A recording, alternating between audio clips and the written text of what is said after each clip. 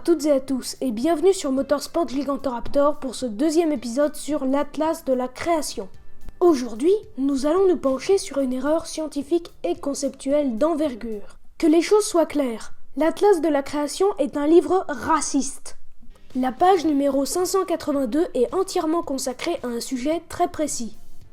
Les disparités entre les crânes de races humaines. Ne pouvant recourir aux mécanismes évolutifs pour expliquer la diversité des humains, Aruniaya est donc obligé, à cause du fixisme de sa théorie, d'utiliser des arguments racistes. C'est logique. Comment, quand on se prive de l'outil évolutif, expliquer la diversité du vivant ? Eh bien, il fait appel à l'idée raciste selon laquelle chaque individu appartient à une communauté immuable, et essentiellement différente des autres. C'est ainsi que Aruniaya explique qu'il est possible de distinguer un homme zaïrois d'un homme allemand simplement grâce à la couleur ou à la forme de leur crâne.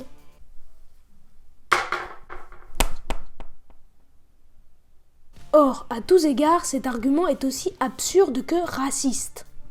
Premièrement, si l'auteur de ce livre ou toute autre personne avait devant lui des crânes appartenant à des humains de nationalités différentes, il serait bien entendu dans l'incapacité même de déterminer leurs origines.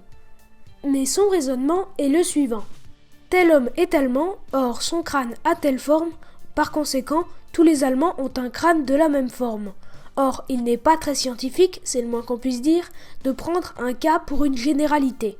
À cela s'ajoute le fait qu'en raisonnant de cette façon, Aruniaya oublie que l'ensemble des caractères observables d'un individu donné dépend aussi du milieu où il vit et de l'éducation qu'il reçoit, autant que des données génétiques. Pour le dire autrement, on ne naît pas allemand, on le devient par l'éducation et l'apprentissage d'une langue. Deuxièmement, ne pouvant considérer les espèces d'hommes préhistoriques comme existantes, Aruniaya les considère comme des races humaines. La preuve, page 582. Certains indigènes de Malaisie vivant aujourd'hui ont d'importantes projections sourcilières et leurs fronts sont inclinés en arrière, une caractéristique propre au crâne de l'Homo erectus.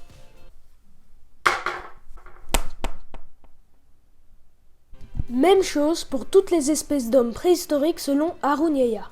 Ils sont tous, d'après lui, des races humaines ou des grands singes. Troisièmement, comme je le disais au début, la diversité des couleurs de peau chez les humains est tout à fait explicable via les mécanismes de l'évolution.